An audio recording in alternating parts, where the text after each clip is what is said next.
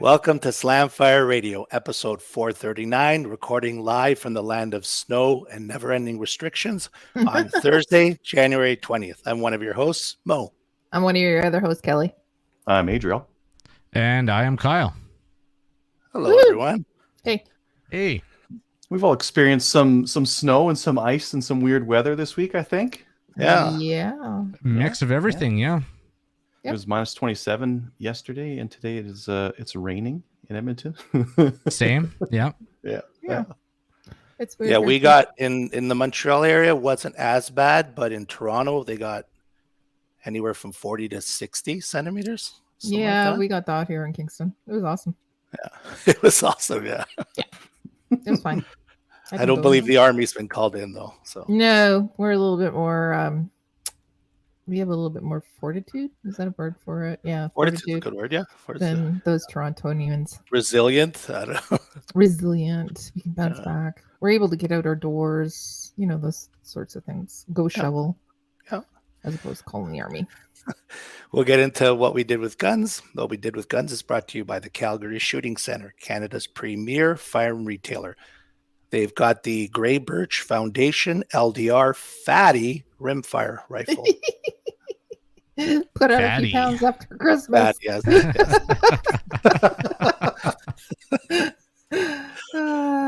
Sorry, I had to say it. And we So will. what makes it the fatty? The barrel, I believe. The barrel? Ooh, that is does look like a fat barrel. Yeah. Yeah, that is. I would think it's the barrel, right? The grip looks regular. The stock looks regular. We've all put a little weight on during the pandemic. Yep. Yeah. Yeah, the COVID version. I think it looks nice. 20. Arca Swiss compatible for the forend and M. Nice. Ooh, nice. Mm-hmm. Has it got an Arca? Oh, it does have an Arca cut on there. Oh.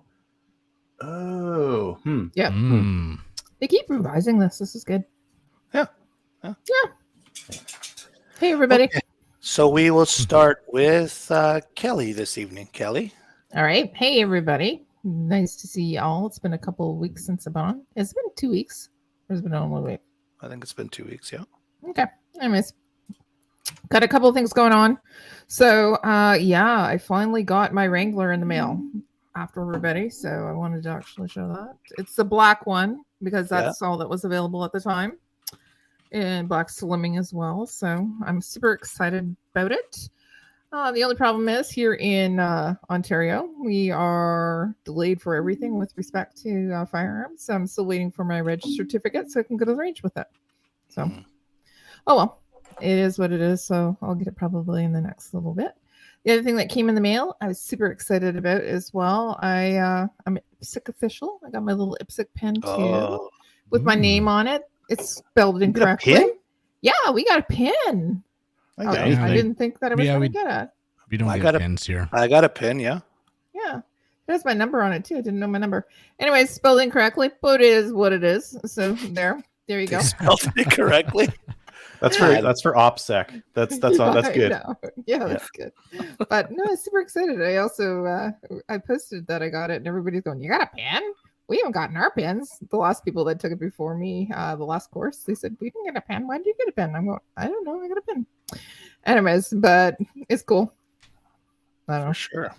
Went out to SFRC a couple of times because Saturdays I was home, that sort of stuff, and just dropped in to see everybody at the everybody there. It's been so long since I saw them. I didn't really pick up anything. I was looking at a new gun to purchase though, so I have to make a decision, maybe sell some guns and then maybe pick something up. They have the new Sig P320 out, and it's also so pretty. It comes in this I don't know, it's a like a burnt rust color. It's nice. So I was looking at it. It's pretty. Also, just wanted to tell everybody that we are doing some stuff with the Gun Hero calendar. If you didn't notice, last night we had our first live draw for 2022. Somebody won a gun last night. So did you guys register your calendars? Yep. Yep. Good. Yeah. So I believe I did mine January 1st. Awesome. No one messaged me like calling me names and swearing at me, so I guess I didn't win the gun. No, you didn't win the gun. There was a net. So the gun, there was 2 prizes. So what we're going to do now, instead of doing bi-weekly prizes, we're going to do monthly, but just do 2 of them because we're so freaking busy.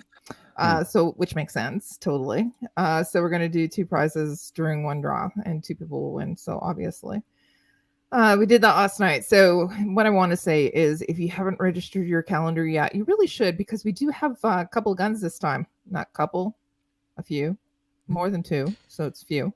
That you can win as well. Now, remember, you have to have a pal or a pal if you're going to actually win the guns. So, don't register them. I'd like a better chance to win. Yeah, that's true too. And if you win once, you can also win twice or 3 times or 4 times. You can keep winning, right, Adriel? I don't know what you're talking about. Why he's a multiple winner? Oh yeah, yeah. Spree 2 years winner. ago, Spree winner? He's one of those guys, eh? He was one of those spree winners. Yeah, One of the horseshoes Not people. last year though. Yeah, not last year. You didn't win anything last year, so sorry about that. The other thing too is not this weekend, but the weekend after, I'm going to be going out with the ladies from the Canadian Sportswomen's Society. I say that 3 times fast. Super excited to go out with them plus 20 other women, which is awesome. We're not going shooting, but we are going to go ice fishing. So it's going to be a weekend away, just ice fishing. So that's exciting too. Are guys allowed to come to that, Kelly? Asking for a friend. It's a women's weekend, so that'd be a no. Got it. Yeah, no, it's gonna be super excited. I was really honored that they asked me to go, and yeah, everything's provided as well, so it'll be lots of fun too. And the other thing that I wanted to talk to you about was going back to the calendar for just a second. There are still calendars available if you want. So if you want to get on those draws for those guns, go and buy one. You can go to the website, which is, CCFR, and go to the shop and buy it there. Or you can drop into a few locations as well. I think that Bullseye North still has some in stock, and also Range 519 or Select Shooting Supplies has some in stock. You can buy them there and then go register them, and you can participate in the next draws that are going to be happening. And if you want to donate prizes to the CCFR women's program so that we can have them as part of these, draws, just contact me here at the show and I'll help you out. It'd be appreciated, by the way.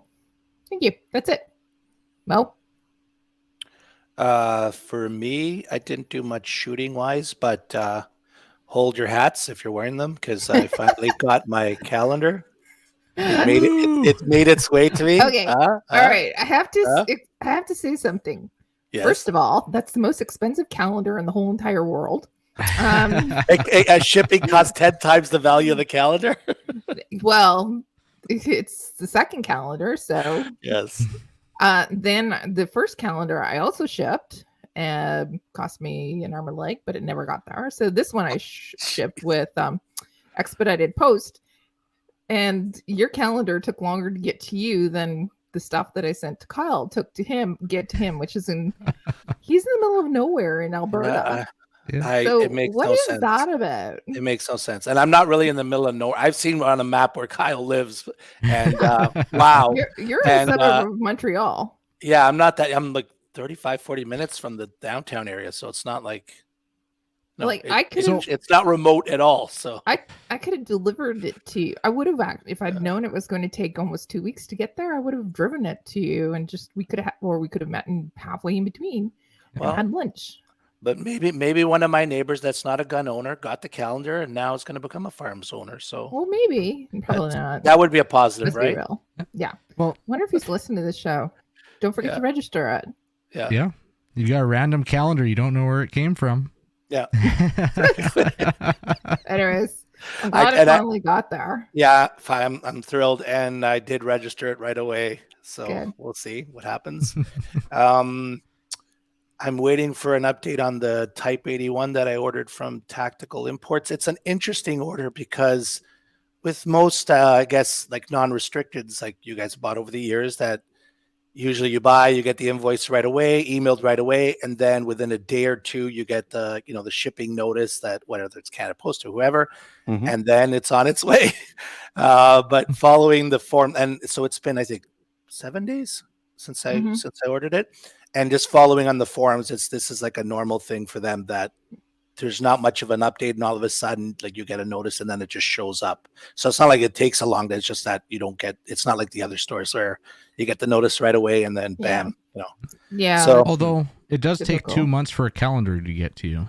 Yes. oh goodness, I hope that's not gonna happen. No. My neighbor can have the calendar, but I'd like the rifle to come here, please and thank you. So, I'd really appreciate if I could get that. So then I can show it on the show and obviously go to the range. And that's really it. I'm hoping we're going to get matches in the next couple of weeks. It sounds like Ontario's lifted like the indoor restrictions are starting to. And no updates from Quebec yet in terms of like the indoor stuff. So hopefully we will hear soon on that. Yeah. That's it for me. How about you, Cal? Well, I was hoping to get to the range this weekend to test out that Gersan, but Sunday was the day I kind of allotted to that because I was still doing my Dremel work on Saturday. And unfortunately, Sunday I got called out to work to go get a water plant back up and running. So unfortunately, the range day didn't happen Sunday, but I did have an excellent mail day on Tuesday. I don't know if I've actually had this good of a mail day. It was that good. So to start off with, and we'll go to I'm going to dub the gun cam, is I got a package from Kelly, as she said, and I got a 1022 receiver. So there's the start of my 1022 build. Nice. I'm thinking about what I'm going to do for the rest of it, but it's a nice gray birch 1022 receiver. And I know it's going to end up getting a proof barrel. Okay. And a Timney trigger. Yep. Stocks might end up going gray birch on that one. I'd like to go Taxol, but I'll be honest, I'm not for what I'm going for. I'm looking for like the chassis style, and I can't say I'm a fan of the Taxol. What are you going to use it for? Well, I gotta get it ready for middle of July for when I actually do maple seeds. So it's just gonna be planking, target shooting, and I kind of want to semi-tacticalize it with the chassis system. I really like the chassis system. Yeah, go with gray birch. It works well. Yep. And maybe I can, because Korth and being on with them, I'd like to incorporate some Taxol. So I got to talk to them and see if they can at least give me some Taxol internals. So, that's okay. That should work. 1022. Yeah. I'm here. My earphones kind of went dead there for a little bit. No, we're still here. Okay. Cool. And the other thing, my Axel GS Extreme earbuds came in. Oh, nice. So this is them. So didn't go to the range, so didn't get to try them out with shooting, but tried them in. They're they got a million different earpieces that you can put in there. Like they got just general for shooting. They actually specify for shooting, and then the general ones. And I guess just an in-between one. Like I got so many different earpieces to put into this thing. It's crazy, but I tried them out. The amplification is cool. Yeah. This is one feature on them that I really like. So we'll try and get some light on here, but instead of a power button, it's a switch. So you switch it on instead of having to push and hold a button, which any electronic earpiece, whether they're wireless earbuds for just Bluetooth or whatever, I don't like that. But it's Bluetooth, and could try that out, and hopefully they'll do good. I've tried them in. The cord around the neck didn't actually bother me as much as I thought it would. So time tested, we'll see. And then finally, I gotta adjust my headphones for this, because apparently you need the hat for it, because my Ruger Wrangler came in. And that mail day came even better because unlike Kelly, Oh, shut up. I got my registration certificate. So I got the Nice. burnt bronze one, and just, just fiddling around with it, and I'll take that out this weekend and try it out. Nice. Okay. Well, I'm going to keep mine in my little house here and not try it out because I'm not allowed to. But anyways, no, that's just me being... You could spin it on your finger at home. Sweet. Yeah, Done. yeah. Yeah. Yeah. By the way, the burnt bronze is I really liked it. I like the finish on it and all that. The only one that I bought mine from Select Shooting Supplies. Yeah. I wanted to support somebody local that was helping us out, so they only had the black one. But I really, I'm in envy of you. You get the burnt bronze. What did Adriel? What did you get? The burnt bronze as well. Burnt bronze, you bet. And Mo, you got black, just like me, right? Yep. Right. Awesome. Yeah. Okay, And that Dave got the balances silver. it. Oh, yeah, he's Yep. the oddball out. Yeah, I do like the burnt Okay. bronze, although right after I announced I had ordered it, which it did take some time, but it was over Christmas, and I ordered it through Korth, so not a gun store, and there was Yeah. a little bit of messing around there.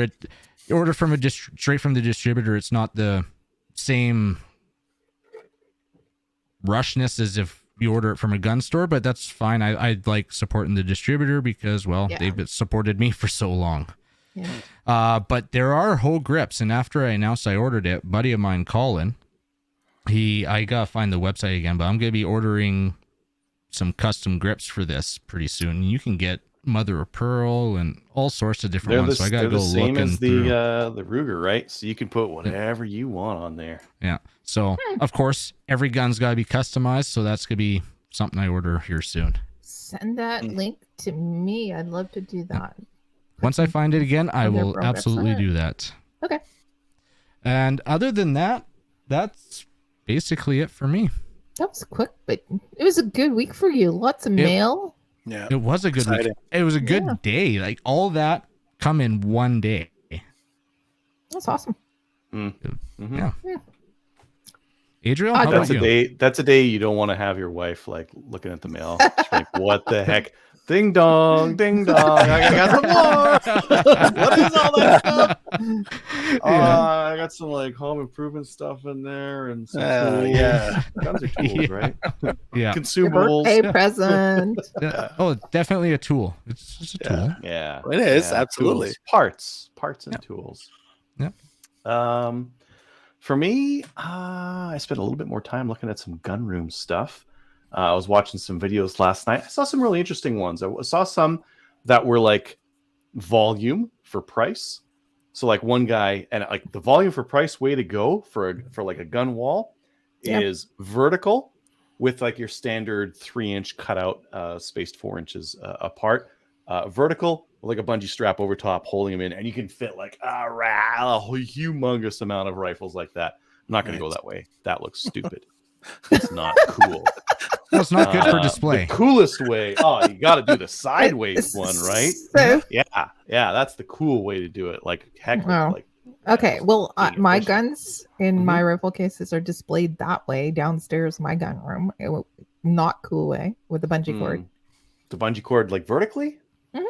horizontally, vertically. Vertically. Not cool. Not cool. Sorry. Yeah, well, those Sorry. ones are my quick grab ones. The other ones are in the actual gun safe slash Mhm. room slash case slash whatever it is.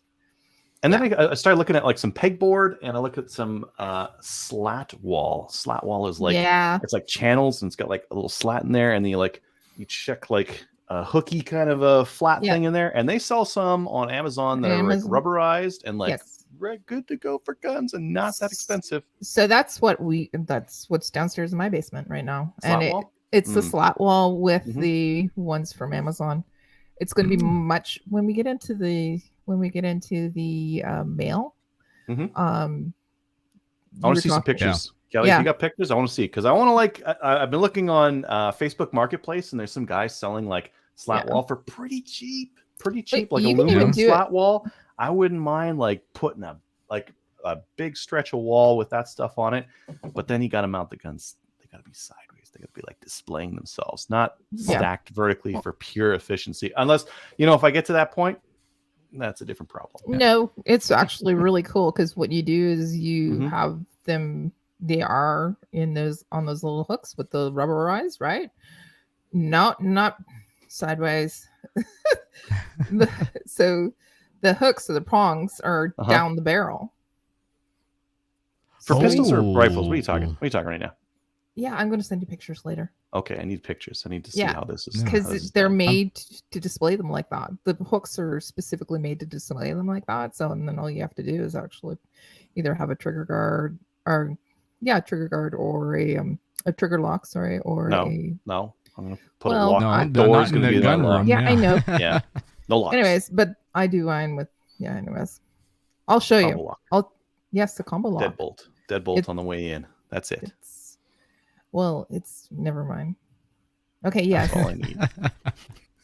I have so many locks and so many. I do too, but Kelly, I am interested in your locking solutions because, like you, I do not have a designated room. Well, I do, but not for display. Oh, Same. I don't Same for me. display. Everything is locked. Well, I want to you can display display if inside a it's small locked. room Or in Small the small room. in the small Yeah. room. locked. So room. inside the room, which is converted into a gun room, Mhm. is another little room that's converted for it's a safe basically. Nice. Okay. All right. And Now that everybody I knows was, what I I was do. inspecting one of the houses that the house I'm looking at right now. I got an offer out on, and there's a spot in the room I want to put into a gun room. I could embed a safe into one of the walls. Now I don't know what I put in that safe because I want to just like chuck guns everywhere, every which place. But well, I guess I could put a safe in there too. A couple safes. You I think could. I have 3. Maybe I have more. I have more. Maybe I'll put them all on the walls. That moment when There's you guns. lose track of how many safes you have. There's guns in the walls. The 4th safe or the 5th safe. This is Fourth. sounding like Fourth, me I this think. weekend because we were at the range talking one night and counting. Oh, well, how many guns do you have? I was like, I don't have that many, and started counting. I was like, okay, I didn't think it was that number, and then went home and confirmed. Yeah, okay. You know, one of the things I think would be great is if I had to display them all, and I'm like, I get to a gun, I'm like, I don't want to display you. Sell it. I don't want to put this up on my wall. No, it's for sale. Get out Or of that's here. when you do the vertical. Just it's there, but it's not like showcased. No. Like I was looking at a lot of the gun rooms were hoarders. That's what they were. They just had like, oh, I've got 10 Mausers. Is there any difference between them? No, they're all just Mausers. It's like, oh my god, just you need one. If you want to be a collector and you want to have one of each kind, okay, cool. But if you want to have like 10 Mausers, you're just hoarding at this point. And yeah, you need you need to do the vertical thing because you're a hoarder and you don't have the space for it. But Yeah. nah, that's not the play. That's not how I buy and sell. I move stuff off if I don't use it or if I don't like it, it's gone. So I need to look at how to do that. Yeah. I went and took a look and like, today it's going to be a really simple build, and I think it's going to be good. Yeah. Anyways, Okay. I haven't really done anything in guns because I don't have any. I have like gun paraphernalia, but it just sits on the floor, like scopes and binoculars and stuff. But I won't have anything until March. March, I'll have some stuff. All right. Is that your closing date? No, my moving date is like the 21st of February. It's like a month from now. Sweet. Yeah. Party at Adriel's. March sometime is where I'll actually like be there, and I won't have all the guns all over the floor because I won't have a gun room just yet. So they'll be in safes and locked cases and whatever. But soon after that, that's going to be a cheap build. A tiny little section of wall, some reinforcement, proper lock, proper door, saloon doors with the cable lock on the knobs. That's the I like the sound of that. Yeah. Click it open, push them open. There we go. Entrance to the gun room. Welcome. Welcome, And like, Adna. And you know, one thing I was looking at a lot of those gun room videos. Lighting, super important. Yeah. Yeah. Like, and you need some overlighting, you need some underlighting, and maybe even some from the back. Like, oh my god! Again, you're gonna have to wait until we read our email that we got with pictures. Well, I'm glad other people are thinking about this and like giving some suggestions because it's good. I have a rough idea in my head, but it's like it's not very well thought out, and I'm totally open to suggestions from people who have already done the wrong thing and then figured out the right way. Yeah, all about it. That's it for me. Awesome. We'll get into upcoming events sponsored by TLS Alpha. TLS Alpha is a Canadian digital agency that works exclusively in the farms vertical. They help with business processes, strategic planning, websites, e-commerce, and battling the stigma the industry carries with banks, merchant processors, and social media. Learn more at tlsalpha.com. So we have the Tactics Basic Rifle and Pistol Course, Saturday, January 29th. $9 to $1,600 at the Gravenhurst Revolver and Pistol Club in Gravenhurst, Ontario. Cost is $230. Registration is at info.tacticsgroupinc.com, and that's tactics with an X. And there's also on facebook.com, Tactics Group Inc. Yep. Then we have the Lunatic Tacticals Shotgun Mania Challenge, August 26th to 28th. Details on Practice Score. Hey. Hold on. Hey. So that's the one that that Kyle's doing. I can't talk. Yes. But that's also the one that we've decided that we're all going to show up at, correct?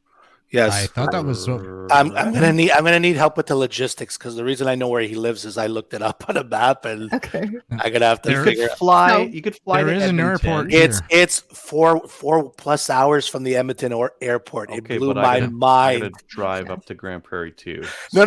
I'm gonna figure it out. I'm just saying when I saw that, I was like, wow, okay. You and I are Grand gonna Prairie hop on does have an airport.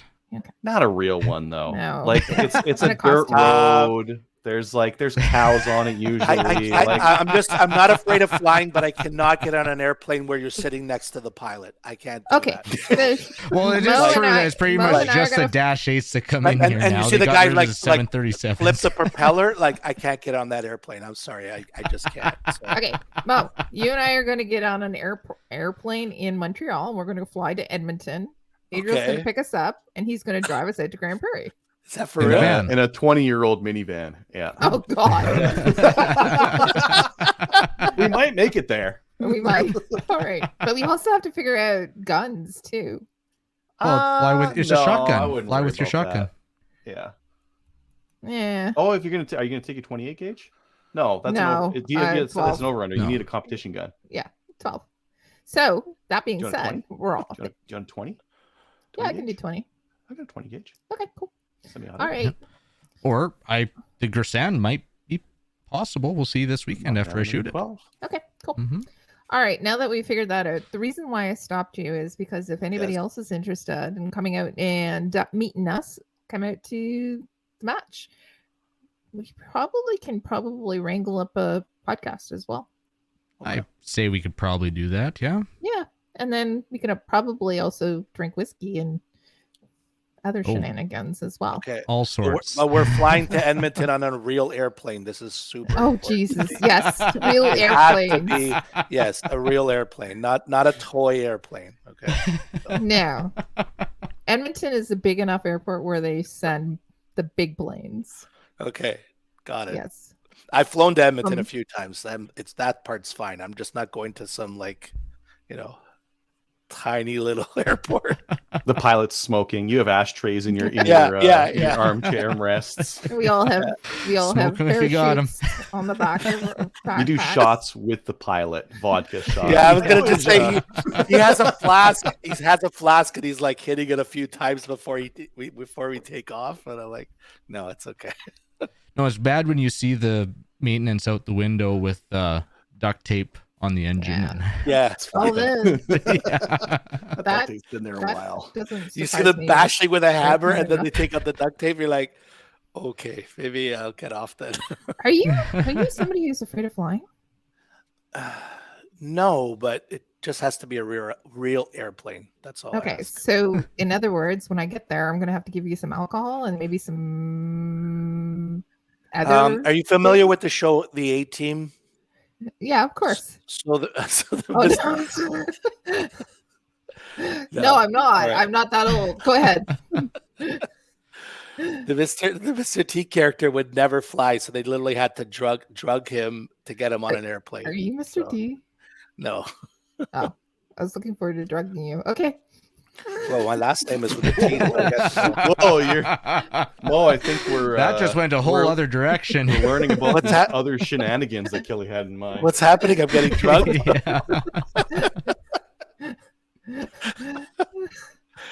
I've never had to check my drink before, but I'll keep an eye on that. So. Okay. Where were we? I got sidetracked.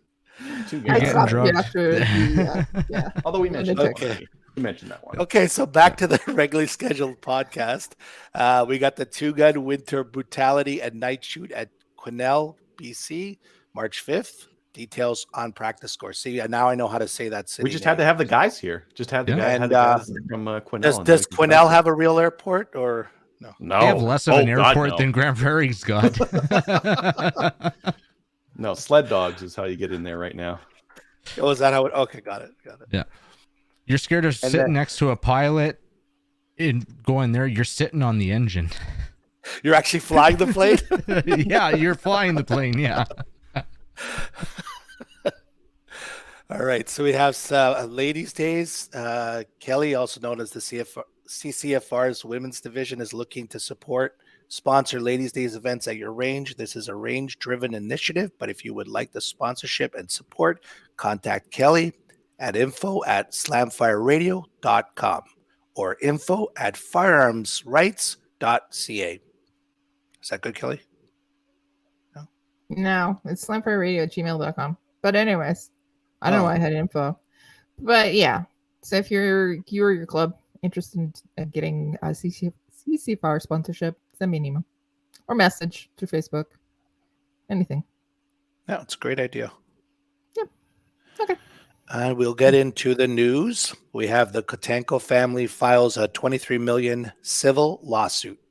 And then we also found out, I guess the Toronto Star had got some information on the basis for the warrant. And I guess they were saying that some crime guns had the serial numbers had been filed off. He was the last person. Yeah, and I guess he was the last guy registered to them. And it just, again, it doesn't make a lot of sense. No, but it doesn't. Well, it's missing a little bit of details, right? So, okay, two crime guns they found, serials ground off. Last person they registered was him. Did he declare them as stolen? Were they stolen and he didn't notice? Were they, taken otherwise? Like there's a couple of different possibilities, I guess, to that. And then, I guess there's the choice in how you take down someone where there's high risk and there's going to be guns, or you just wait for him to go to the grocery store and you take them down on the way, when it's like no risk. Yeah, it didn't make exactly. It didn't make a lot of sense that they would do it in that situation, knowing what business he's in, right? Mm-hmm. So, yeah, so we don't. I guess there's just a ton that we don't know. So that's. The cool thing about them suing the police is that they'll find out, because I think we didn't know anything, and then they sued, and then all of a sudden we got some actual information. They said they got access to the warrant, which they didn't get access to before, and a little bit of the detail as well. It's still cloudy. Yes. Oh, very much. Yeah, very cloudy, right? Mm-hmm. It might always be like there's. I assume that will be. Just because it was part of a prior investigation that they won't disclose that information, so it'll be heavily vetted. Lots of black lines. Redacted. Yes. You get the reports; they're all black bars. Yeah, redacted and twisted, and It's so fun when you get reports, police reports that aren't redacted. Oh, look at that! No, never mind. Are their notes candid, or are they very professional? No, they're typically professional. Oh, that's too bad. Yeah. Typically. They're typically professional. One reason is because their notes they are evidence and they're presented in court, so they have to be pretty professional. You can't say this guy was fronting, so I cracked him one. That is correct. He was fronting. Just say like I used appropriate force to subdue the suspect, aka I cracked him one. Yes. I'm interested to see who the customer is because he called him at 11 o'clock at night, and there's no information. We'll never know. And I wonder if he was somebody. Yeah, the online gossip was saying that it was like undercover. an undercover guy, but yeah. Anyways, we'll hear more about it, I'm sure. Yeah. Or they'll say, whoops, we broke protocol a whole bunch. 23 million is too much. Let's negotiate a little bit. How about 2 million? And they'll hand them the money. Oh, by the way, to get this NDA, please sign this paper. Yes. And we never hear anything, right? Yeah, just get the money. I'm assuming that's going to happen. It will. The hush. Offer will be put out. It's some kind of justice. It's not very satisfying justice, but yeah. I think that in interest of justice, the Canadian public should be able to hear what happened. Absolutely. Oh, we didn't put in that. We didn't put in the news piece that I sent to you guys. I should have put it in there, but there was a recent arrest that was made, and the article stated that there was $4 million that was seized in guns and drugs, and that there was enough weapons and ammo to start World War III, and what they ended up with was 3 full capacity magazines, as well as I think it was 8 rounds of .308, and then they had 3 pistols. Yeah, I don't know if that Kel-Tec 380, a Glock 19, a Glock 26, 17 rounds of .380 ammunition, and 3 overcapacity magazines. Wow. 3. I'm not sure. I don't have a military background, but I don't think there's too many armies you could take down with 380. No, you can start World War III with that. Yeah. It's like what was it? Principe? What was the guy who started World War I? You don't need much. No, that's true. The right move, yeah. One other I don't know. Well, you guys saw it. I sent you that article from Calgary, right? Well, not Calgary, Airdrie, but close enough to Calgary. This one chaps my ass in so many different ways because this like strokes a couple of the things that have just really cheesed me off about penalties, I guess you could say, for Canada. And it kind of points to, like, I don't really like mandatory minimums, but when you see cases like this, you're like, oh, that's why people push for mandatory minimums. In this case, three thieves were arrested with thousands of rounds of ammunition, dozens of catalytic converters that they had stolen off people, cut out 4 stolen vehicles. And it's like, there's a lot of stuff. Okay, so these guys were likely armed while they were stealing catalytic converters. If you confronted one of these guys while they were stealing your catalytic converter, they were probably armed. They'd probably shoot you. Yep. This is like some high risk stuff. Let me show you the middle part of what the penalty was and what's happening next. Yep. They were released on $50 cash. Well, one of them was released on $50 cash bail, and they'll appear in court. Today. No, they won't. Yeah, and it said that promise to appear. It's like, you were doing some really bad stuff, but we just need you to show up, okay? These guys, this is like a 3-man crime spree. These guys are damaging so many people's lives. Like a catalytic converter theft is so prominent right now, and it costs, for every person that has it happen to them, costs them like $2,000, $3,000 a pop to fix. And these guys have dozens of them in their house that they've recently chopped up. So that probably means they've done, if this is the first time they've been caught, maybe like 50, 100, hundreds of them. Yep. And they just release them back into the public? No. Yeah. I'm not really for like capital punishment, but catalytic converter thieves should be shot on site. I think that's fair. Yeah. Jeez. I think that's fair. murder, not so much. But if they steal catalytic converters, Judge Dredd, firing squad, hanging chair. Yeah. Anyways, Hi, Crystal. That cheesed me off. Oh my god, those guys are out there stealing cats. Probably yesterday. Yeah.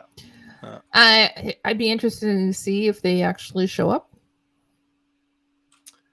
What their penalty would be? Kelly, they promised. Well, quite frankly, there is a lot of this going on, specifically with the pandemic.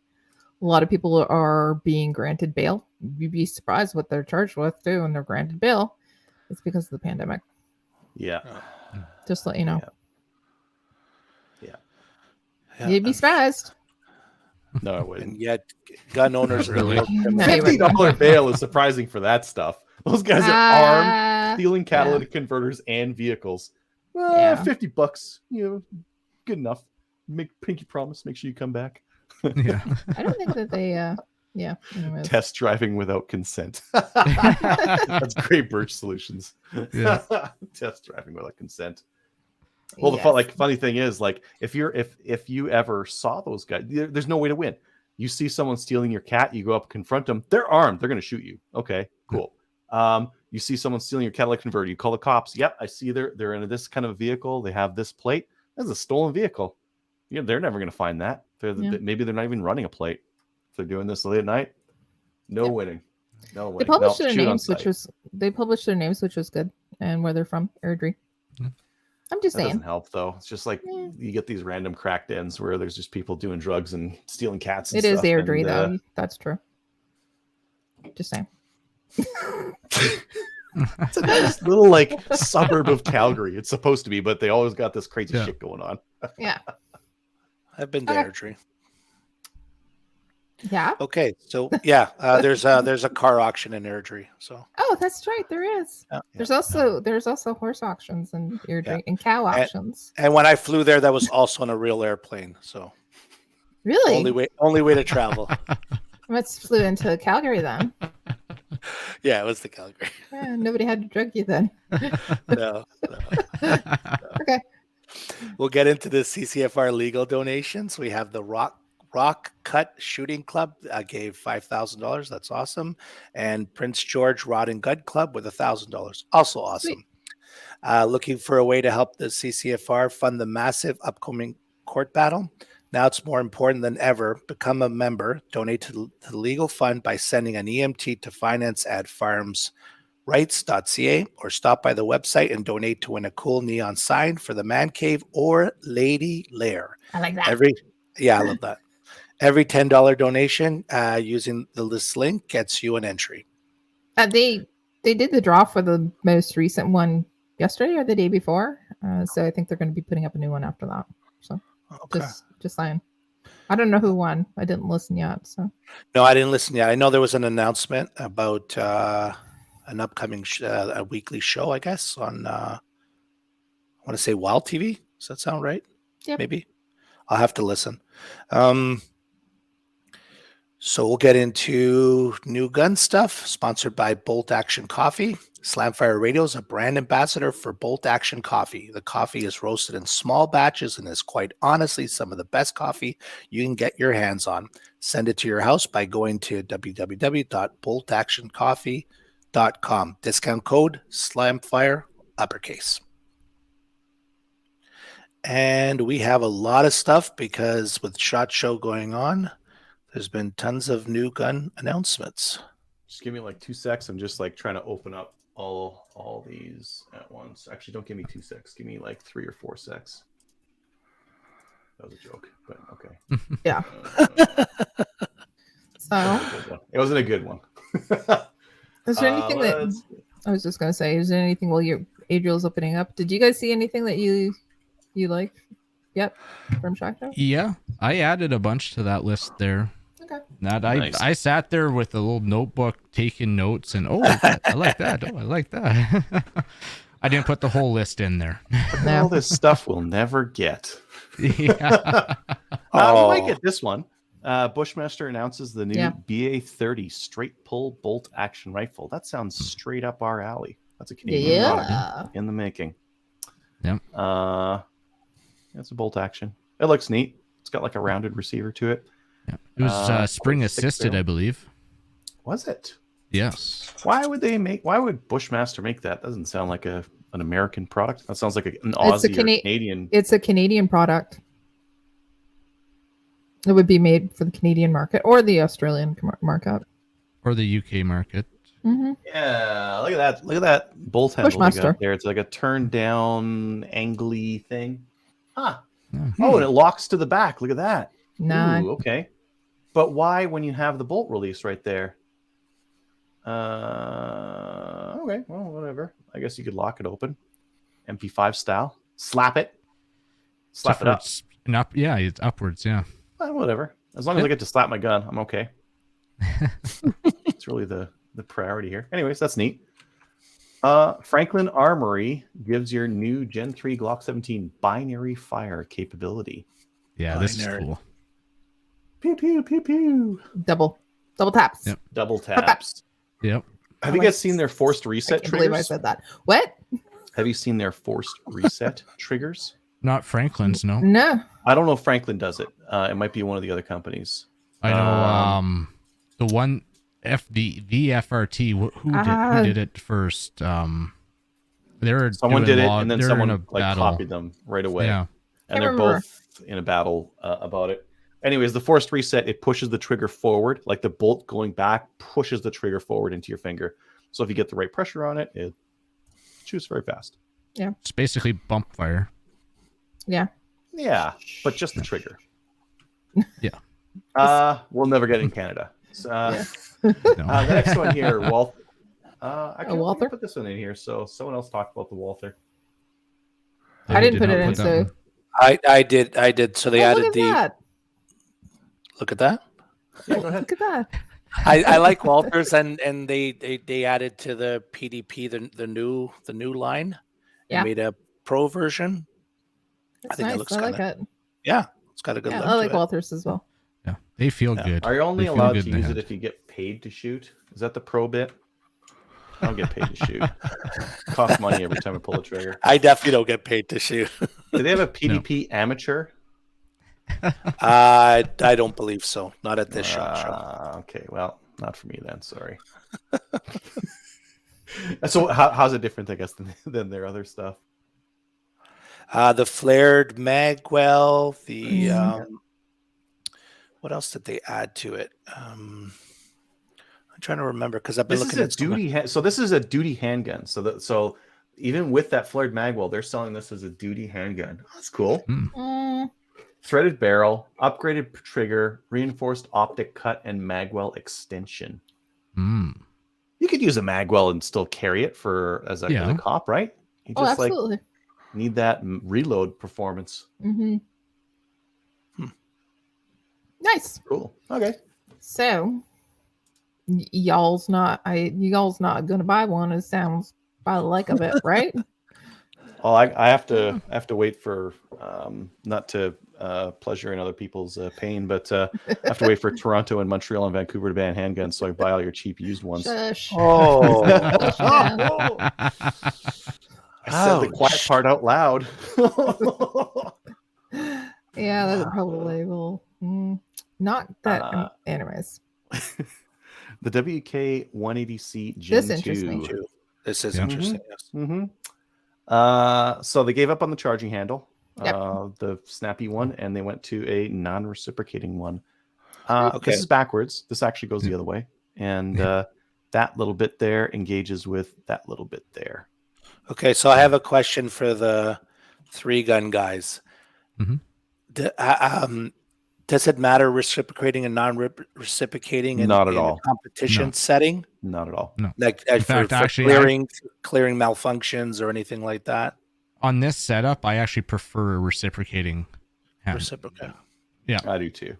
Yeah. Because you can use it as a where the forward assist. reciprocating versus non-reciprocating, in my mind, comes in is when it's forward on your hand grip, like say a SCAR or something, or MP5 or something like that, where it could be where you put your thumb when you grip it.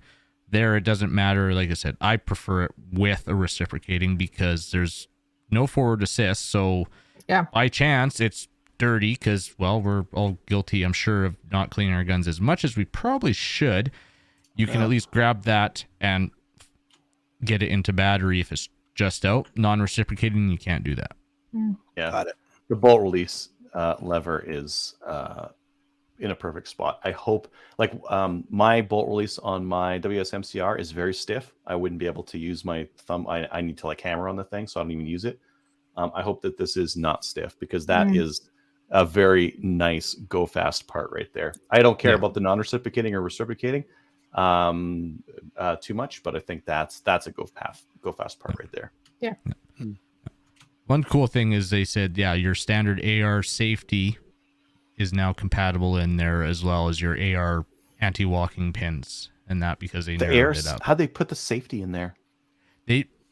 I don't know. I was watching they must have changed FFP entirely when they were talking to him. And they said, you can use your 45, 60 degree AR safety, and it'll go in there. Oh, that's totally different then.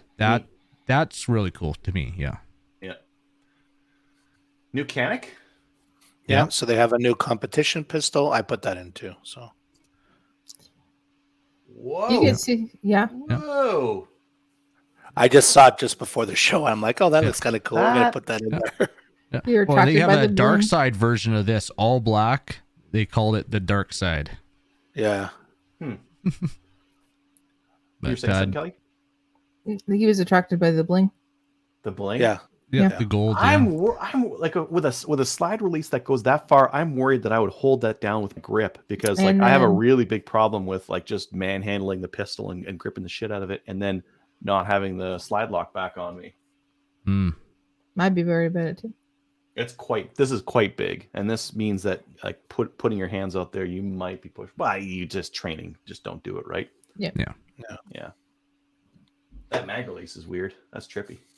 It looks like it's threaded for an oversized though. Yeah, maybe that's what their deal is. Oh, there's the black. Side. Yeah. Oh. That one doesn't offend me as much. Yeah. It's very angly. It's very angly. Look at all the sharp angles they got on that thing. Yeah. That trigger though, it's a 90-degree break. Yeah. Yeah, it breaks at 90 degrees. Very minimal pre-travel. That's cool. Yeah. And the price is probably pretty good on these too, right? Well, I don't know if you guys was there an MSRP? I'm trying to recall. It was 6 something US, I think. 680 MSRP. Woo. Nice. So $1,000. I don't know what that'll be when it. Yeah. It'll come under 1,000. Huh. Okay. Neat. I like it. Neat. A modern hunting rifle. Yeah. So I actually, if you let me go, I actually have it queued up that shows up. Okay. Go ahead. So this was just too cool for me. So they've had the modern precision rifle and that, and this is a totally modular stock system. Custom built for any size. Yeah. Any shooting style. 3-gun. Yeah. Oh. Yeah. So yeah. Neat. So who was it? We kind of got into the video, but we didn't talk about what it was, where it was. Who. So it's Christensen Arms. There you go. Yeah, Christensen Arms. And yeah, I saw that and thought that is really cool. Even just the standard stock that they had there had some cool lines, and then totally modular. You make it and build it for you. Whatever you want. Yeah. It's customized. Yeah. Christensen's Arms, like their rifles are typically a little bit higher priced, but lightweight and premium quality. Like I've shot a couple of their rifles, gone hunting with a couple of them, and it's like pretty nice stuff, but expensive. Yeah. Cool. What do we got next? All right, let me grab the next one. Palmetto State. The PSA. It's a 5.7. Oh, I like it. Yeah, Palomado's coming out with a 5.7. Another 5.7. Okay. But PSA makes them cheap. Like, okay, FN, bougie. That's some bougie bucks. Like you're gonna spend more money wasting the robber than the robber was gonna rob from you with that FN. That Ruger, better price, but still like $1,000. This thing, What? Sub 500. Sub 500. Woo! They're giving it away. Yeah. Yeah. Yep. You know, this is one where you go get like a new mortgage or something like that, and they're like, "Oh, we're also giving you a handgun." Really? This is one of them Texas guns where they. Where All you I got open was the a bank toaster. account. That sucks. Yeah. Much better than a toaster. Yeah. Yeah. Come on, Anyways, that's Steve. cool. I like PSA. They make some cool stuff, Yeah. and I like their prices too. Yeah. Hey, we got a What? ghost. Oh, look, a gun that we can't get in Canada. No, it's a bullpup stock for the 1022. Yeah, A we can't get those in bullpup Canada. stock? You can't get Yeah. you can't get a bullpup stock. That bullpup's a regular rifle. We can get a bullpup rifle. We can't get a stock that bullpup's a different rifle. Oh. Can't get this one here Pourquoi? Because because Canada. rules. Canada. Because Canada. Yeah. How About does as that make much sense as most of our laws. Yeah. Okay. Yeah. I don't get it. I thought it was cool. Right? I thought it was cool. I thought somebody out there might think it was cool bullpupping a 1022. It is cool Can't do for it. those that are in the Can't US. get the SKS bullpups. Can't get the Mosin bullpups. It's just not something we can do here. But very cool. Canada. Fold Patrol 6 HD, a 1:6x24. Sweet. Yeah. So I think because they discontinued the VX6 1:6 multigun, and it looks like this is their replacement for it. Awesome. So you can either get it with the Fire Dot Duplex, or they are offering it with the CMR2 reticle and the CDS dials. Integrated throw lever for your magnification, removable if you want, but I don't know why you would, other than to maybe put a hinged switch view on there. Less chance of breaking it off, but Cool. Yeah. Very You run cool. you run loopholes just straight up, don't you? That's I all do, you yeah. have. Yeah. Well, you're sponsored by them as well. So, well, that's through Korth, yeah. Korth. Yeah. Yeah. Yeah. So, Well, on the same token, I won't run something I don't believe in. I mean, Right. they carry how? stuff that Yeah, the cool. Like typically, I'll put we're sponsored by Vortex, so I'll put a Vortex on mine. But I've also shot with loophole. What do you think? What do you think? I love loophole. They are, as far as I'm concerned, lightweight and very durable. I've never had a single issue with my loopholes. Yeah. And yeah, like Okay. I love them. There are certain things like looks like this still has the push button illumination, which I am not a fan of. I know I was actually gonna send out my VX6. I never did get around to it, but it was gonna cost me like $400 US to do. I was gonna be able to get the dial from like the Mark 6, where they got the Okay. dial for the illumination on there, but that would had to go down to the States, probably be about 6 months before I saw my scope again. Yeah. What? Did you Yeah, check out all that's this? Like, it's got an electronic reticle level. If you're not level, it'll flash at you. They've been doing that for a bit, I think. Wow, that's wild. And motion sensing, yeah. Your gun's moving. Yeah, it's always moving. Yep. Cool. What? So this Triggers. was a teaser, and this is a test. So Timney teased that they have another pistol trigger coming out. Who can tell me what gun that is? I can't see.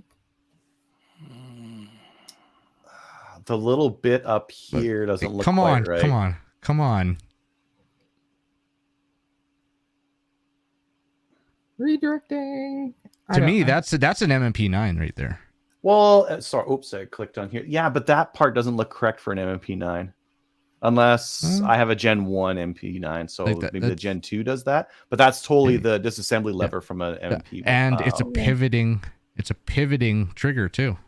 And Hmm. you look down towards the back of the trigger guard going down. That to me, that's MMP all the way. Yeah. So Looks like it. I don't have confirmation on it. They teased it, and I figured I'd throw it out there. so They you can haven't put it- announced anything. Yeah, you can put it in an M&P and make the trigger better. Obviously. Way better, yeah. Way better. Neat. That would be really cool to see if you can, with that trigger, Make you it can get the competitive. sponginess out of the MMP trigger. Yeah, Jared agrees it's MP9. Lionheart Industries LH9C. All these pistols. So the big thing with this one is they call it a double action plus fire control. So it's a double action, or you can cock the hammer and be single action, but then you can cock the hammer and push the hammer forward and still have the long trigger travel of a double action, but from my understanding, it's the weight of your single action. Or kind of in between the two weights. Yeah. It is... Wow. Yeah, trying to wrap your head around it is... Yeah. $595. Huh. It is interesting. It's very interesting. So you can... I'm thinking... Ipsec, you could cock your hammer, push it forward. You still have to have a full trigger pull, but it's not. You might be bending rules there, but well, they like safer Ipsec, duty carry. I think is what they're trying to go for is safer duty carry or whatever. But yeah, it's very interesting. Cool. Alrighty, last one. 8.6 blackout. So this is like 9x39, but American. Yeah. So like that picture there's 4 308s with 8.6. So the way I heard it described was the 8.6 blackout does for AR-10s what the 300 blackout did for AR-15s. Ah, okay. But the barrel for this is what really, like, holy crap. Look at that rifling. 1 in 3 twist. Well, I guess to they're running like... It's a 300 grain 338 projectile, and that's what they said they needed to stabilize it. Was 1 in 3. Wow. That's crazy spin. That's crazy spin. I wonder what kind of wear they're going to get on that thing. Right? Huh. Yeah. Very cool. We'll have some more next week. That was good stuff.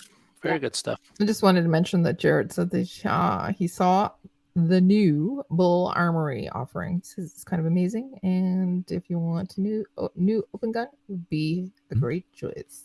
See, I haven't seen that one yet. Let's show it. Let's show it next week then. Yeah, let's pull it up. Okay. Okay, so we can.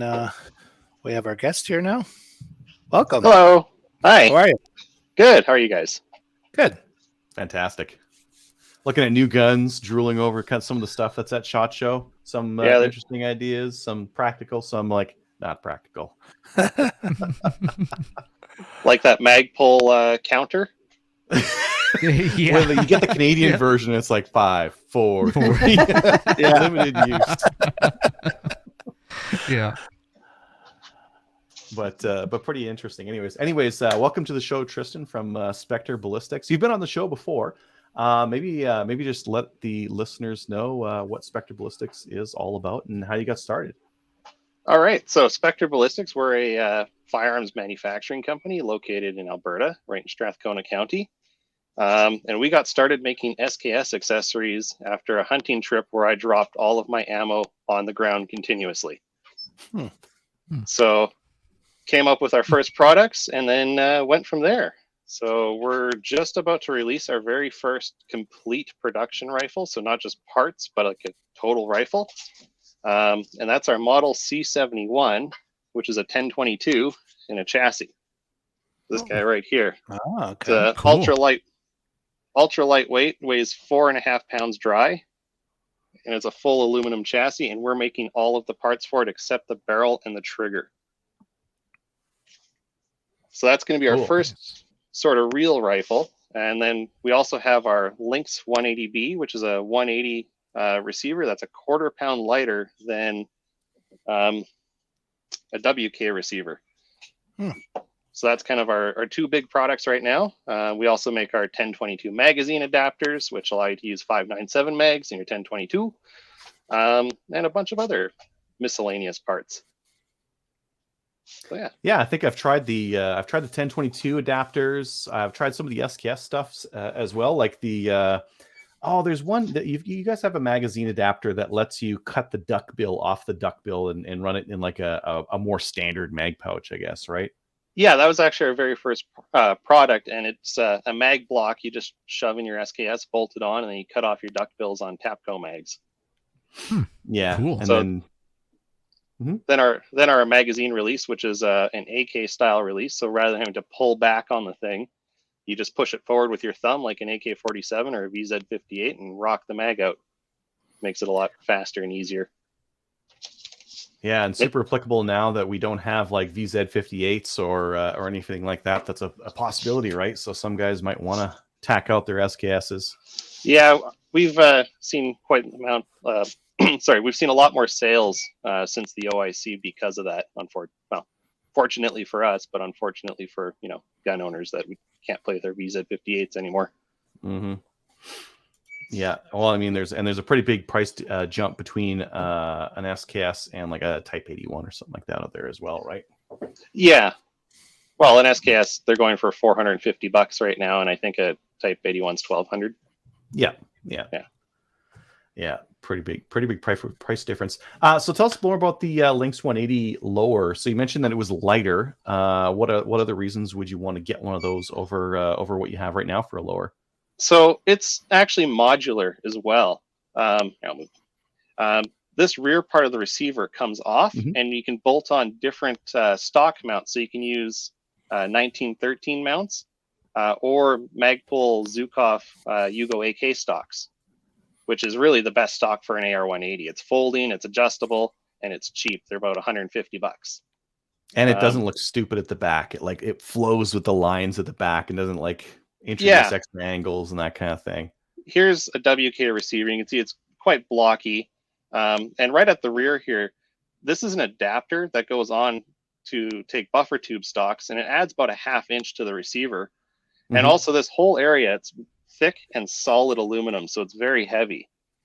So with our receiver, we milled out as much material as possible on the rear of it, and we've saved over a quarter pound compared to a WK. That's cool.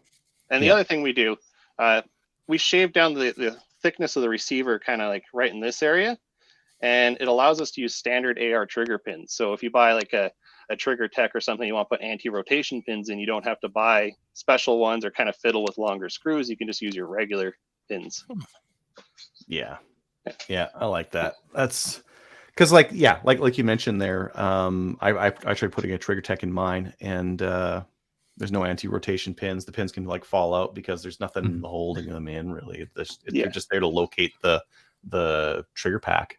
I used to glue mine in with this modeling glue, and it works fairly well, but it doesn't last. My MCR's got contact cement on it. Yeah. The other thing we did is we added a proper magazine well flare to it. So I shoot 3-gun, and I really hated the magazine well on the WK. The flare was just not good enough, I found, and I was kind of jamming up on it. So I just made a bigger flare on ours just to make it nicer for quicker reloads. Yeah, that's nice. They have a shallower mag well than a standard AR-15, right? Like it's not quite as deep. Yeah. Is that why there's no room to? I don't know why there's not really any room, because we did it. But they do have a shallower mag well, which means you have to have a tighter mag well. Otherwise, you have a lot more flop. So if you compare our mag well to like an M&P 15, ours is a little bit tighter, but it does work just fine. Just because it has to be, right? Yep. Yeah. And the next thing we're coming out with is this. This is one of our prototype upper receivers.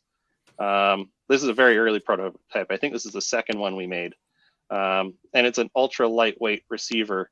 The stripped upper currently is 170 grams, which is about 2/3 the weight of an MCR upper and a WK upper.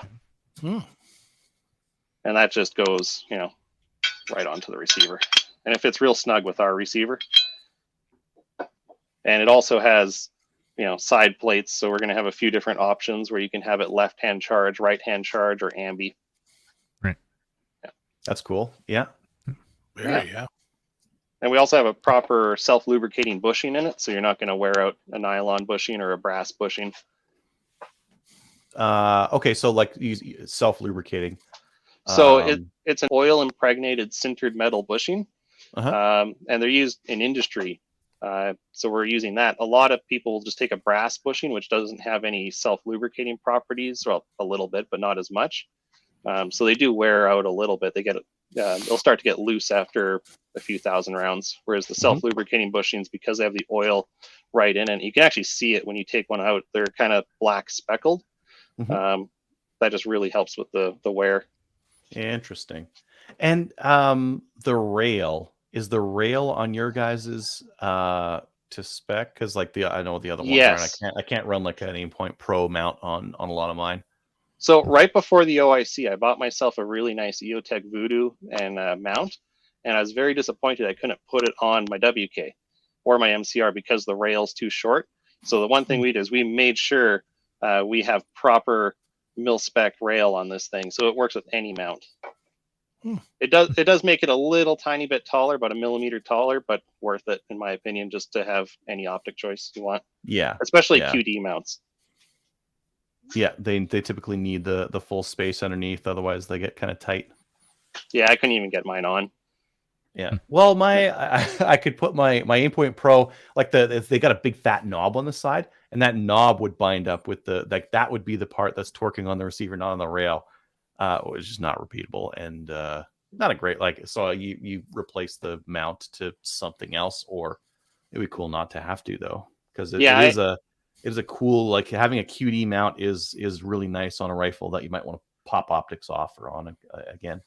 Yeah, I ended up using some AliExpress $30 mount, and it works, but it's not very nice, and it does come loose occasionally. So it's nice to use a proper QD mount, especially one that I paid $280 for. Yeah, exactly.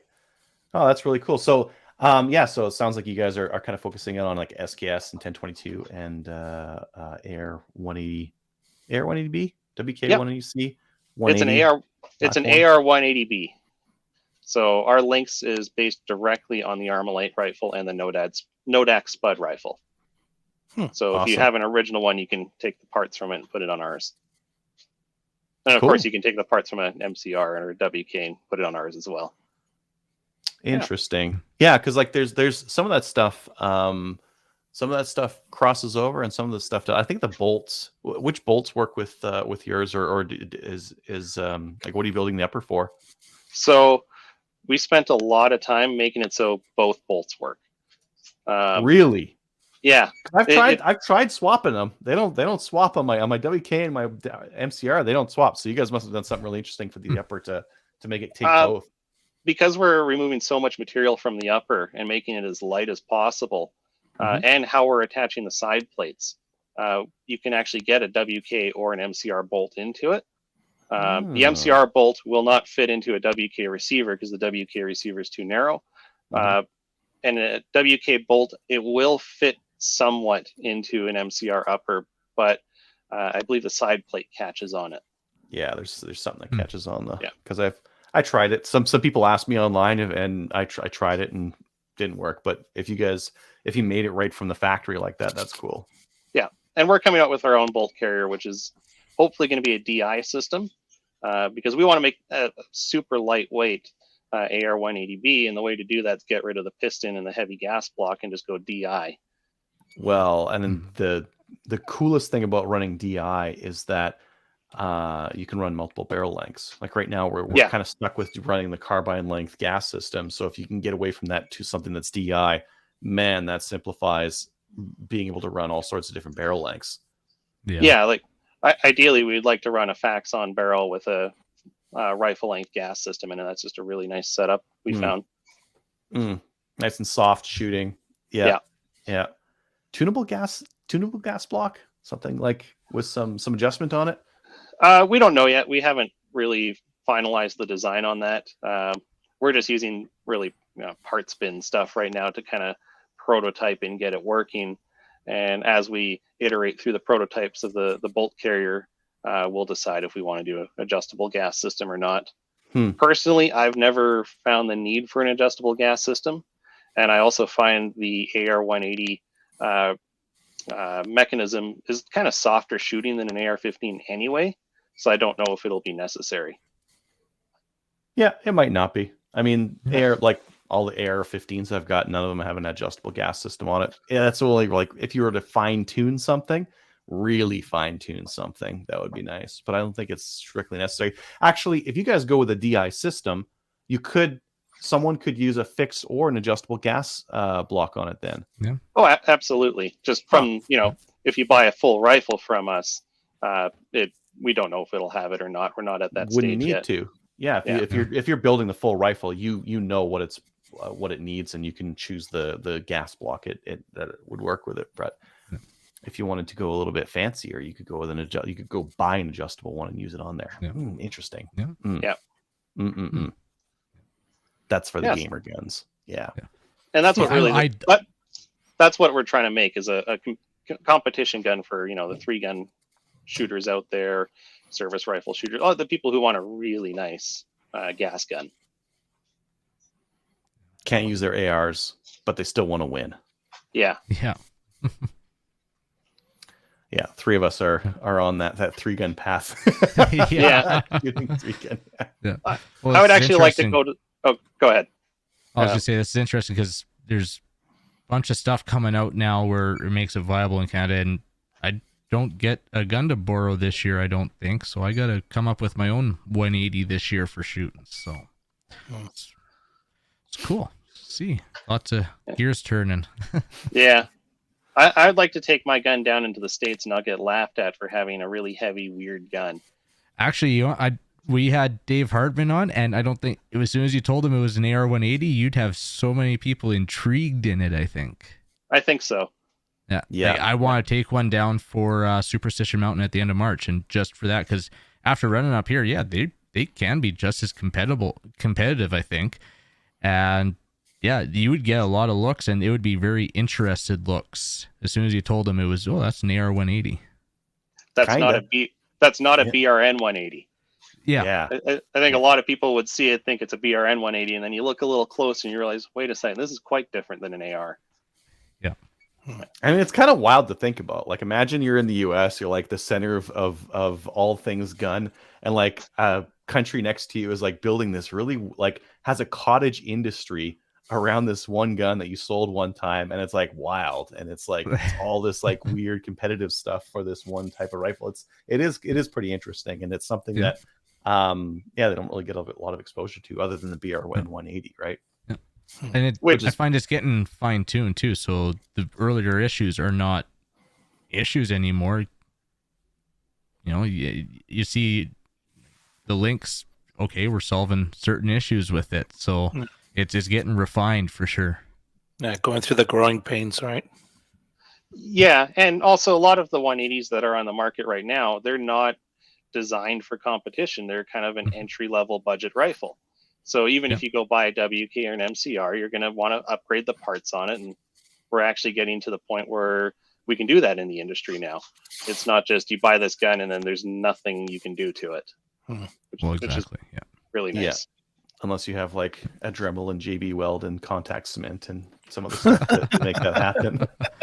Yeah, I mean, like if you're gonna drop a trigger pack into some of those Gen 1s, you have to crack out the Dremel and the contact cement for some of those things. Like my MCR has got like hogged out trigger pins in it because the trigger pocket isn't quite right for a component trigger pack, right? And my WS, I had to like grind out the bolt thing to bolt release lever thing to fit a trigger pack in it. Like there's all sorts of these weird things where you gotta crack out the home gunsmithing tools, the Dremel, to make shit work. Yep. Like in my links, I have a CMC trigger that I took out of my WK, and it no longer has a housing, so it's no longer a cassette trigger. And that's how I got it into the WK and my MacDef SLR. It just doesn't fit anything except an AR-15. So just take the housing right off and spend a bit of time and kind of get it in there. It doesn't come out easily or go in easily, but it does work. Yeah, it would be nice if that just worked, because like you're mentioning the ATRS Modern Sporter. I think that one was that came with did that one have the insert for the trigger? That was the MacDef SLR. Yes, sorry, the Mac Defense. Yeah, that's the one that had the weird trigger pack thing that you had to put the trigger components in and then put it into the gun. Yeah, like the Modern Hunter and Modern Varmint, they actually had to they came with Timney triggers, but you had to machine the safety bar on the back of the trigger for it to work in the receiver. That's another thing I had to do with my MCR. I've got a rivet in it that I had to sand to the right height to get the safety to work on it with the trigger I ended up using. Yeah, all sorts of things. Yeah, I haven't run into that issue with my MCR.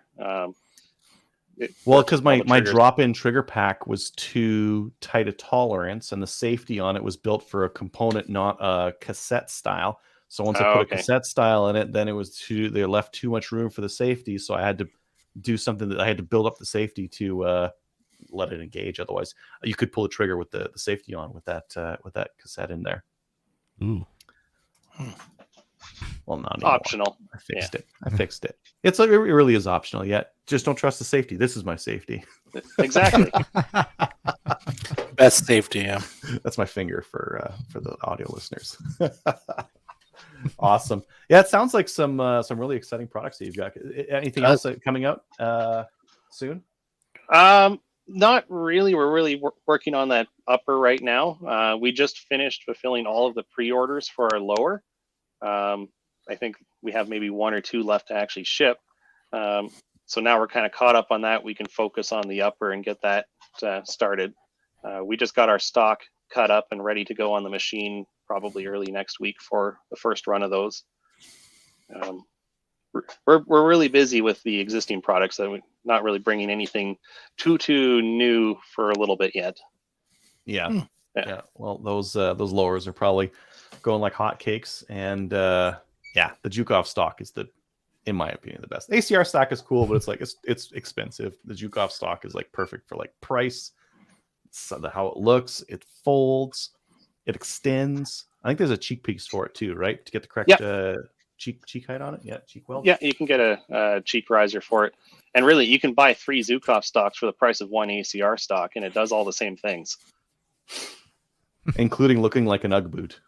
It does. The ACR's got a little bit of an edge there. It's a little bit better at looking at like an UGG boot than the Zhukov. It has more shades of FDE. Yeah.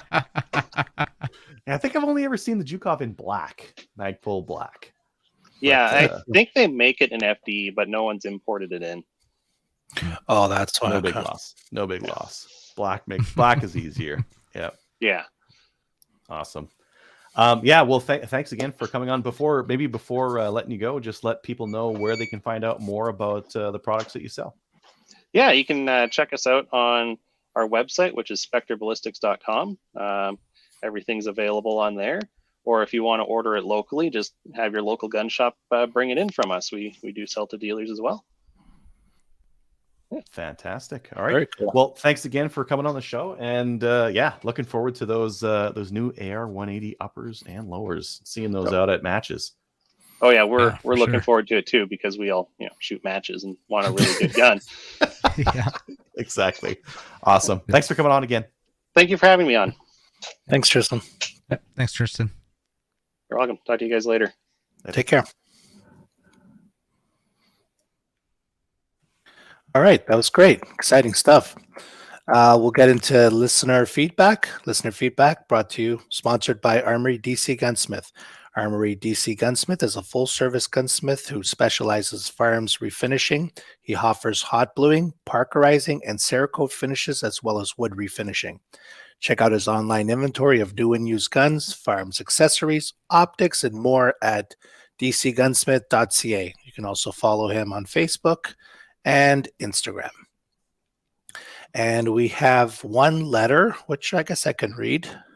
And then we have some pictures. Do we want to show the pictures, maybe? I think we want to show the pictures. Yeah. Okay, so I'll get reading on the letter. So we have Adriel regarding the gun room ideas. As you can see below, I have utilized a few of the ideas you spoke of in the last episode. One thing I would not recommend right off the top is the metal pegboard, at least not the budget kind from a box store. The hooks do not fit well and are constantly falling out. The slot wall made of wood product where the main long guns are displayed works well. If I were to do it again, I would choose a more robust version of that. Accent lighting is key for showing off the room, but I rarely turn it on. Not pictured are 2 vertical rifle racks that are very good quality and I bought on Amazon. I can't remember the brand, but can get that for you if you wish. If you wish, they are nice. The angled beige colored shelves below the pistols are from Gallo Technologies. They make a nice product, though their hanging methods are proprietary and a pain to work with if you don't have their complete setup. Okay. A simple combination lock on the door works best in case you forget your keys or your hands are wet or greasy, and fingerprinting is an option. Lastly, also not included is a locking cabinet which holds all my ammunition. That way the restricted firearms can be displayed in the open, as the entire room is considered a safe, no windows. Hope this helps. Call and the pistol magazine storage is obviously homemade. I just made them the other day, so I can't see it if it's a good design yet. And the pistols that hang from the magnets are perfect. I love the idea. I love that idea and have more on order. That's great. Yeah, that's cool little room he's built there. I like the height. I like the height where he's got them. Just so he's got like a little bit of like, basically you put a table in there and the guns are like still above table height. That's really nice. The pistols that are like pointing directly into the wall. That's an interesting idea. And one thing I was just thinking about when I saw that is like, oh yeah, so if you got too many pistols, you could just like crank them in that way. Get the straight hook ones. And I saw one guy online. He did the straight metal ones, and he got like heat shrink tubing on and popped that on, or like a hose and pop that on the rod, and then put your gun on like straight down the barrel. You could even bend that so that it's at least on an angle, so it's not flat against the wall. It's not coming straight out. You could bend it so it's coming in on an angle, so it's still kind of display too. I like that idea, because just straight into the wall is very dense, but it's not cool. I guess you could grab them right off the wall. Just grab the gun. But one listener sent that in. I don't think I said his name. That was Josh. That was Josh. Okay. All right. Cool. Thanks, Josh. Very cool. And I think for magazines, I'm probably just going to do a drawer again. Just a big, nasty, like junk drawer of magazines. I love it. Yeah. Like arranging them? Yeah. Nah. Junk drawer of magazines. How many holsters do you have, Adriel? Like 5. I was gonna say more than 12. Okay. No, and that's 5 is too many. I really just need the GLS. Everything else can just go in the garbage. I think I got about 5 that I only really need the one for competition. But I mean, so I've got one for the 1911 that is a bit of a better fit than the GLS, and my kid runs that. Yeah, everything else I don't need. I got a couple Glock holsters, completely unnecessary. I probably have a Sig holster still too. I probably have a bunch of nonsense I don't need. Yeah, I have a box of stuff that I probably don't need, but I just keep chucking stuff in there. So the mystery box. The mystery box of holsters and mag pouches that you don't need or don't like. Yeah, and every once in a while I'm like, oh yeah, I had one of those, and I'm like digging through it.